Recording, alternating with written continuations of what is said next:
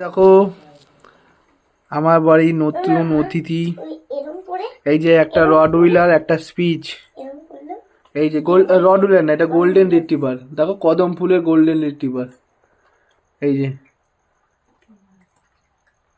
দেখেছো কত সুন্দর দেখতে।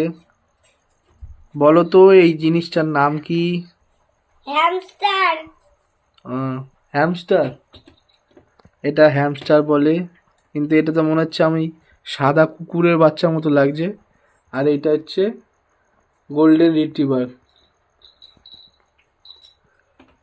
কেমন লাগলো বলো? এই খা।